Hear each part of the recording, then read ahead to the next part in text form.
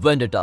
Movie की शुरुआत में एक एयरप्लेन लैंड हो रहा है। इसके बाद एक कार दिखाई जाती है जिसमें मूवी का मेन आदमी जिमी वाइकर्स बैठा हुआ है। वो फौज की खुफिया एजेंसी के लिए काम करता है। वो बैठा हुआ एक पूरा मैसेज सुन रहा है जिसमें कोई औरत बोल रही है, बेटा मैं तुमसे मिलना चाहती हूँ, तुम घर ध्यान से आना। इस बात को सुनकर तो ऐसे ही लगता है जैसे वो जिमी की माँ हो। जिमी घर जाते हुए बहुत ज्यादा दुखी दिखाई दे रहा है। घर पहुंचने के बाद वो अपने ग्रिफिन नाम के दोस्त का मैसेज सुनता है जो जिमी को दिलासा दे रहा होता है। यहाँ से कुछ समझ में आ जाता है कि जिमी की जिंदगी में कोई बहुत बड़ा हादसा हुआ है जिसकी वजह से वो बहुत ज्यादा दुखी दिखाई देता है। अब अगले सीन में जिमी किसी बार में जाता है और वहाँ के मालिक डेब्स और टेरी से सवाल जवाब करता है। वो बोलता है, क्या तुम्हें पता है कि उस दिन हादसे के समय क्या हुआ था? जिसके जवाब में टेरी बोलता है कि मुझे इस बारे में कुछ नहीं पता। ये बात सुनकर जिमी बोलता है, तुम उस समय मेरे मम्मी पापा के घर से 50 यार्ड की दूरी पर ही तो थे। इतनी दूर से चिल्लाने की आवाज तो आराम से सुनाई देती है। टेरी को ये बात पसंद नहीं आती और वो बोलता है, अगर तुम यहाँ कुछ गड़बड़ करने आए हो तो तुम पहले यहाँ से चले जाओ। अब जैसा कि जिमी दुखी होने के साथ साथ काफी गुस्से में भी है,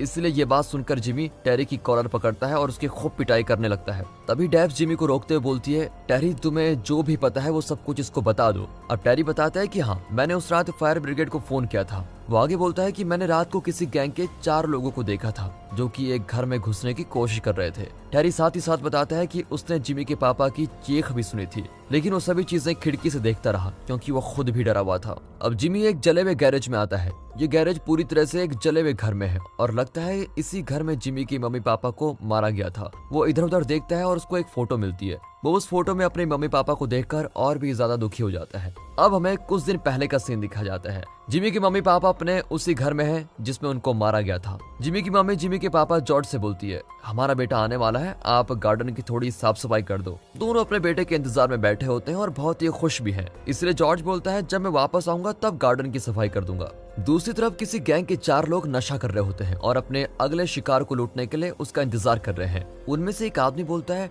हमारा अगला शिकार एक ऐसा इंसान हो जो कि रोज ही कैश लेकर बैंक से आता जाता हो। इसके बाद हमें एक लड़की दिखाई जाती है जो कि बैंक में पैसे जमा करवा रही है। जैसे ही वो लड़की बैंक से बाहर आती है, गैंग के 4 लोग खरगोश वाले मास्क पहनकर उसका पीछा करने लगते हैं। एक जगह पहुंचकर वो 4 लोग अपनी गाड़ी उस बैंक वाली लड़की की गाड़ी के सामने खड़ी कर देते हैं। फिर लड़की को खींचकर बाहर निकाला जाता है और गैंग का एक आदमी पैसों की तलाश करता है, लेकिन उसको गाड़ी में पैसे नहीं मिलते।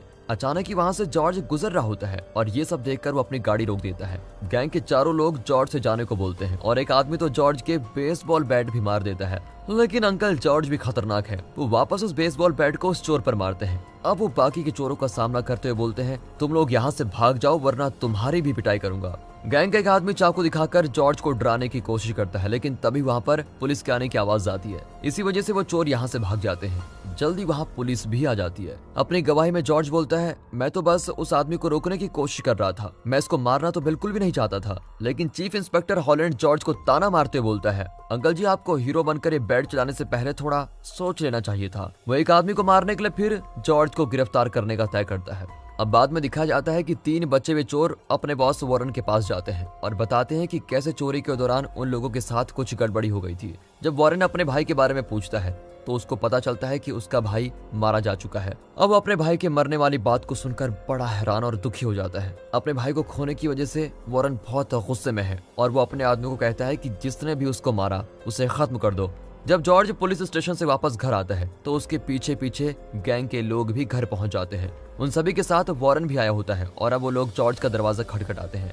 2 आदमी घर के सामने वाले दरवाजे पर होते हैं और 2 आदमी घर के पीछे वाले दरवाजे पर खड़े हैं। गैंग के लोगों में से एक आदमी बोलता है कि वो जिमी की माँ का बलात्कार करने वाला है। जॉर्ज के मुंह पर एक चाकू लगाया हुआ है और उसको दीवार के सहारे खड़ा भी किया हुआ है। एक चोर बोलता है कि बूढ़े, तुम्हें उस दिन हीरो बनने की कोई जरूरत नहीं थी, अब तो तू अपनी हीरोपंती के लिए मारा जाएगा। जॉर्ज और उसकी पत्नी को गैरेज में ले जाया जाता है और दोनों को कुर्सियों पर बांध दिया जाता है। दोनों के ऊपर फिर पेट्रोल डाला जाता है। बेचारे जॉर्ज और उसकी पत्नी रो रहे होते हैं और तभी वॉरेन एक लाइटर जलाकर उन दोनों को जिंदा ही जला देता है।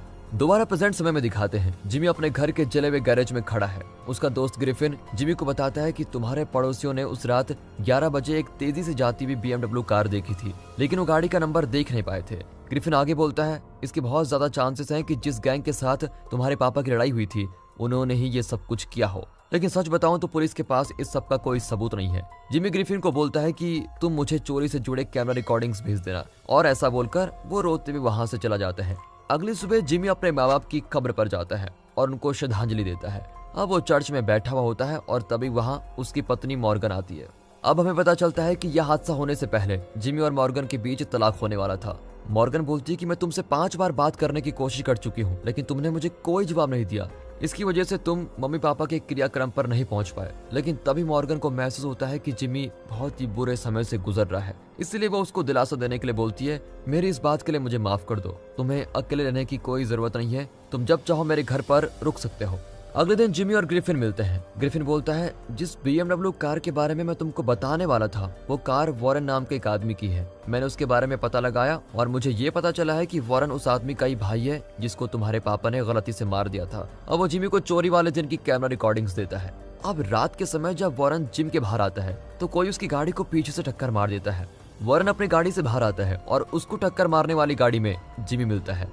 अब वॉरेन जिमी को गलत बातें बोलने लगता है, यहाँ तक कि गाली भी देता है, लेकिन उसको ये नहीं पता कि वो गलत आदमी के साथ पंगा ले रहा है। जैसा कि जिमी फौज के लिए खुफिया एजेंट का काम करता है, इसीलिए वो बड़ी आसानी के साथ वॉरेन को मार सकता है और मारता भी है और फिर वो बेहोश हो जाता है। जब वॉरेन को होश आता है तो वो देखता है कि उसको कार के आगे वाली सीट के साथ बांधा हुआ है। जिमी वॉरेन की गाड़ी के ऊपर पेट्रोल डाल रहा होता है। अब जिमी बोलता है, क्या तुम्हें वो बूढ़ा आदमी और औरत याद है जिनको तुमने कुछ दिन पहले जिंदा जलाया था? ये बात सुनकर वॉरेन बिल्कुल भड़क जाता है और बोलता है, मैंने जो किया था वो बिल्कुल सही था। अपनी गलती से माफी मांगने की जगह वो जिमी को बोलता है, मैंने तेरी माँ को मारने से पहले उसकी इज्जत भी लूटी थी। अब अपनी भावनाओं को काबू करते हुए जिमी बोलता है, तुम मुझे अपने साथियों का नाम बता दो जिन्होंने ये सब कुछ किया था, इसके बदले में मैं तुम्हें जिंदा छोड़ दूंगा। जैसे ही वॉरेन बाकी लोगों का नाम बताता है, जिमी एक सिगरेट जलाता है और वॉरेन की गाड़ी में आग लग जाती है। बाद में जिमी अपनी पत्नी मॉर्गन के घर पर जाता है, लेकिन चोट लगने की वजह से वो ठीक से बात भी नहीं कर पाता। जब जिमी खड़ा होता है तो मॉर्गन को महसूस होता है कि जरूर कोई ना कोई तो गड़बड़ हुई है। तभी मॉर्गन का ध्यान शर्ट पर लगे खून पर जाता है और वो जिमी को अंदर ले जाकर उसके घाव को सिल देती है। वैसे तो दोनों एक दूसरे से तलाक लेने वाले थे, लेकिन इस हादसे की वजह से वो एक दूसरे के करीब आ जाते हैं। इसी वजह से जिमी आज रात मॉर्गन के घर पर रुक जाता है। अगले दिन वॉरेन के मर जाने की खबर सभी जगह फैल चुकी होती है, लेकिन सभी को पता चलता है कि वॉरेन गैर कानूनी काम करता था। जैसे ही वॉरेन के एक आदमी रॉब को इस बारे में पता चलता है तो वो और उसके और साथी कहीं पर जाते हैं। रॉब और लियोन वॉरेन के बिजनेस पार्टनर कैलेब के पास जाते हैं और उनको लग रहा है कि वॉरेन की मौत के पीछे कैलेब का ही हाथ है, क्योंकि कैलेब और वॉरेन के बीच पैसों के हिस्सों को लेकर थोड़े पंगे चल रहे थे। दोनों कैलेब का दरवाजा खोलते हैं और उसके ऊपर हमला ही कर देते हैं, लेकिन कैलेब बताता है कि उसको इस बारे में कुछ भी नहीं पता। कैलेब को उसकी गर्लफ्रेंड आकर बचाती है। तब कैलेब बोलता है, वॉरेन की मौत के पीछे मेरा कोई हाथ नहीं है और तुम लोग आज के बाद यहाँ दिखना भी मत। रात के समय ग्रिफिन जिमी से मिलता है और बोलता है, तुम्हें कानून को अपने हाथ में लेने की कोई जरूरत नहीं है। लेकिन ग्रिफिन बोलता है, घूसखोर पुलिस वाले ऐसे बदमाशों को कभी नहीं रोक पाएंगे। वो आगे बोलता है कि पुलिस वाले बस लोगों से गवाह इकट्ठा करते रह जाते हैं और गुनाह करने वाला इंसान पुलिस पर हंसता रहता है। अब ग्रिफिन एक जगह पर जाता है जहाँ उसको पता चलता है कि एक आदमी को कुछ चोर लूटने की कोशिश कर रहे थे और उन चोरों ने उस आदमी को जान से भी मार दिया है। ग्रिफिन को पुलिस की गलतियों का तब महसूस होता है जब चीफ हॉलैंड बड़ा बेशर्म बनते हुए बोलता है, इस आदमी को चोरों की बात मान लेनी चाहिए थी, फालतू में हीरो बनने की कोशिश कर रहा था। तभी ग्रिफिन बोलता है, ये बेचारा आदमी तो अपने काम को बचाने की कोशिश कर रहा था, अगर वो अपनी चीजों को लूटने देता तो वो अपना घर कैसे चलाता। इसके जवाब में हॉलैंड बोलता है, अरे तू इतना ना सोच, तू शांत हो जा। इस आदमी की पत्नी इंश्योरेंस के बहुत सारे पैसे लेगी और फिर ये सभी वापस से खुश हो जाएंगे। इस सब के दौरान जिमी अपना शिकार जारी रखता है। वो गैंग के अगले आदमी रियान को ढूंढ लेता है। जिमी रियान को खाली पड़ी एक जगह पे लेके जाता है और उसको एक कुर्सी पर बांध देता है और रियान का मुंह खुला रखने के लिए उसके मुंह में कुछ लगा भी देता है। जिमी को वो सभी तरीके पता है जिनसे वो किसी इंसान से बातें निकलवा सकता है, लेकिन वो उन्हीं तरीकों का इस्तेमाल अपना बदला लेने के लिए कर रहा होता है। वो रियान के मुंह में सीमेंट डालता है और दम घुटने की वजह से रियान की मौत हो जाती है। अगले दिन पुलिस को रियान की लाश मिलती है जो ऊपर से लेकर पेट तक सीमेंट से जमी हुई है। हॉलैंड को ये केस बहुत मजेदार लग रहा होता है। उसको लग रहा है कि अगर वो इस केस को सुलझा देगा तो उसको प्रमोशन मिल जाएगा। इसके बाद टेरी अपने बार की कैमरा रिकॉर्डिंग्स हॉलैंड को दिखाता है। रिकॉर्डिंग में साफ साफ दिख रहा है कि जिमी किसी बेहोश हुए आदमी को अपनी गाड़ी में डाल रहा था। वैसे डेब्स ने टेरी को बोला था कि तुम ये वीडियो किसी को मत दिखाना, लेकिन टेरी बोलता है, मैं नहीं चाहता हूँ कि जॉर्ज के घर की तरह मेरा घर भी पूरी तरह से जल जाए। अब पुलिस मॉर्गन से पूछताछ करने जाती है और मॉर्गन को झूठ बोलती है, नहीं, जिमी मेरे घर तो नहीं आया। बाद में जिमी किसी जगह कुछ खरीद रहा होता है और तभी उसको देखकर 2 पुलिस वाले उसका पीछा करने लगते हैं। जैसे ही वो जिमी को गिरफ्तार करने वाले होते हैं, अचानक ही वहाँ पर एक गाड़ी आ जाती है। 2 तगड़े तगड़े आदमी गाड़ी से बाहर आते हैं और पुलिस वालों को खूब मारते हैं, जिसकी वजह से जिमी को भागने का मौका मिल जाता है। तभी कर्नल लीच गाड़ी से बाहर आता है और उसको देखकर जिमी हैरान हो जाता है। जिमी फौज के लिए एक बहुत ही काम का आदमी है, इसलिए कर्नल लीच उसको खुद लेने के लिए आया हुआ है। लीच बोलता है, मैं तुम्हें 48 घंटे देता हूँ, जो भी तुमने रायता फैलाया तुम उसको जल्दी से जल्दी साफ कर दो और वापस हमारे साथ चलो। दूसरी तरफ ग्रिफिन अपने साथ काम करने वाले आदमी जोई के पास आया है। वो जोई को बोलता है कि दोस्त तुम इस केस पर ज्यादा ध्यान मत दो। ये बात सुनकर जोई को कुछ गड़बड़ महसूस होती है और वो बोलता है, क्या तुम जानते हो कि इन लोगों की जान किसने ली है? ग्रिफिन बोलता है कि ये सब मेरा दोस्त जिमी कर रहा है। इन गैंग के लोगों ने उसके माँ बाप को बहुत बुरी तरीके से मार डाला था, इसीलिए वो बदला लेना चाहता है। जोई के हिसाब से जिमी बदला लेने के लिए पागल हो चुका है, लेकिन ग्रिफिन बोलता है कि अगर ऐसी बात है तो हॉलैंड भी पागल हो चुका है। वो इस केस पर इसलिए ध्यान दे रहा है ताकि वो प्रमोशन पा सके। और दोस्त मैं सच बताऊं, अगर हॉलैंड को प्रमोशन मिल गई तो वो पुलिस की बहुत बड़ी बदनामी करवाएगा। वो इंसान बहुत ही ज्यादा लालची आदमी है। अब जिमी वापस से अपना बदला लेने के लिए पहुंच चुका है और अब की बार तो उसको किसी बात का डर भी नहीं है, क्योंकि आर्मी उसके साथ है। ऐसा होने से उसको कोई पकड़ भी नहीं सकता। अब लियोन दिखाया जाता है जो कि अय्याशी वाले किसी क्लब में बैठा हुआ है। उसके पास रियान की फोटो आती है जो मर चुका है और ये देखकर उसको खतरा महसूस होता है। वो जल्दी से बाहर भाग जाता है, लेकिन जल्द ही जिमी उसको पकड़कर बेहोश कर देता है। होश आने पर लियोन देखता है कि वो जमीन पर पड़ा हुआ है। उसके नीचे का शरीर एक गेट से बंधा हुआ है और ऊपर का शरीर जिमी की कार से बंधा हुआ है। लियोन बोलता है कि तुम मेरे साथ ऐसा क्यों कर रहे हो? मैंने तो तुम्हारा कुछ भी नहीं बिगाड़ा।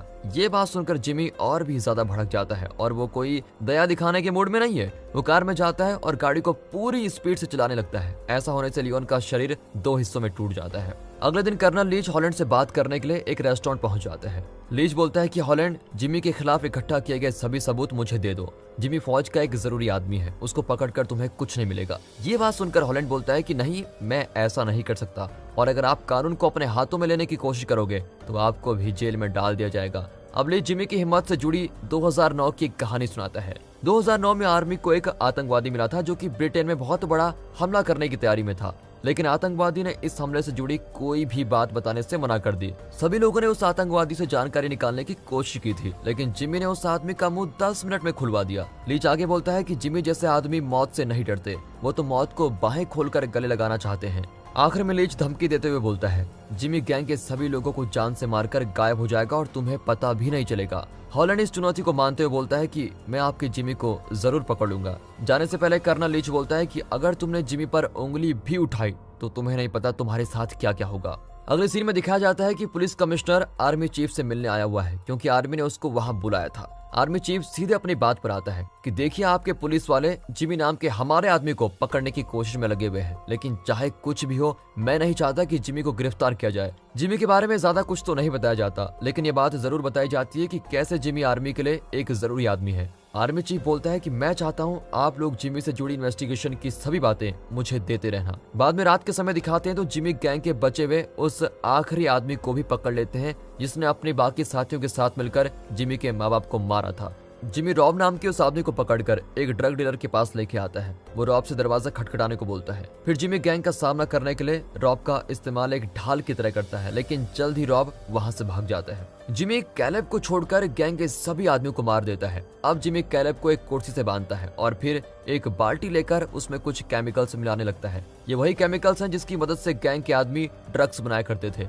अब जिमी वहां पड़ा सारा पैसा केमिकल वाली बाल्टी में डालता है, जिससे सारे नोट्स खराब हो जाते हैं। ऐसा करते ही वो सारे केमिकल कैलेब के ऊपर डाल देता है, जिससे उसका शरीर पिघलने लगता है। इस सब के दौरान हॉलैंड को पता लगता है कि ग्रिफिन जिमी तक पुलिस की जानकारियां पहुंचा रहा है, इसलिए वो ग्रिफिन से पूछता है कि तुम्हारा दोस्त इसके बाद किसको मारने वाला है। लेकिन ग्रिफिन कुछ भी बताने से मना कर देता है और बोलता है, सर आपको जिमी के रास्ते में नहीं आना चाहिए। लेकिन हॉलैंड के ऊपर तो जिमी को पकड़ने का भूत सवार है। उसके सीनियर्स के मना करने पर भी वो जिमी को पकड़ने में लगा हुआ है। हॉलैंड को गैंग के बच्चे में उस आखिरी आदमी का पता लग जाता है जो कि हॉस्पिटल में है। अगले सीन में रॉब जिमी के घर में आया हुआ है और कुछ चीजों की तलाश में लगा हुआ है। कुछ टाइम बाद जिमी रॉब का पता लगा ही लेता है और उसको लेकर समुद्र के किनारे पहुंच जाता है। उसने रॉब के हाथ बांधे हुए हैं और फिर रॉब को घुटनों के पर बैठाता है। जिमी फिर एक इंजेक्शन निकालता है और बोलता है, इसमें भरा हुआ केमिकल एक ऐसा केमिकल है जो किसी इंसान के शरीर को अंदर से जलाता है। तभी रॉब जिमी के मुंह पर थूकता है और बोलता है, पहले तू जाकर मेरी गाड़ी की डिक्की देख। जिमी गाड़ी खोलकर देखता है और तब जाकर उसको पता लगता है कि रॉब ने मॉर्गन को जान से मार दिया है। दुख से भरा हुआ जिमी अपनी बंदूक की सारी गोलियां उस रॉब पर तान देता है। तभी वहां हॉलैंड के साथ पुलिस की एक टीम पहुंच जाती है। वहां ग्रिफिन भी आता है और बोलता है, हॉलैंड ने ही रॉब को हॉस्पिटल से जाने दिया था, जिसकी वजह से आज जिमी की पत्नी मारी गई है। हॉलैंड जवाब में बोलता है कि मैंने रॉब को इसलिए जाने दिया ताकि मैं जिमी को पकड़ सकूं, लेकिन मुझे नहीं पता था कि वो जिमी की पत्नी को मारने के चक्कर में है। हॉलैंड की सच्चाई देखते हुए स्वाट टीम का कैप्टन जोए अपनी टीम से बंदूक नीचे करने को बोलता है और ये देखकर हॉलैंड हैरान हो जाता है। वो जिमी को वहां से जाने देते हैं, लेकिन हॉलैंड अकेले ही जिमी को रोकने की कोशिश करता है और आखिर में जिमी हॉलैंड के मुंह पर एक जबरदस्त मुक्का मारता है और फिर वहां से चला जाता है। अब अगले सीन में किसी लड़की को दिखाया जाता है जो कि बाहर कचरा फेंकने आई हुई है। तभी दो अजनबी आदमी वहां आते हैं और लड़की को पकड़ लेते हैं। बेचारी लड़की मदद के लिए बहुत चिल्लाती है। तभी वहां पर जिमी आता है। दोनों बदमाश आदमी जिमी को जाने के लिए बोलते हैं और तभी जिमी की शैतानी स्माइल के साथ स्क्रीन खाली हो जाती है।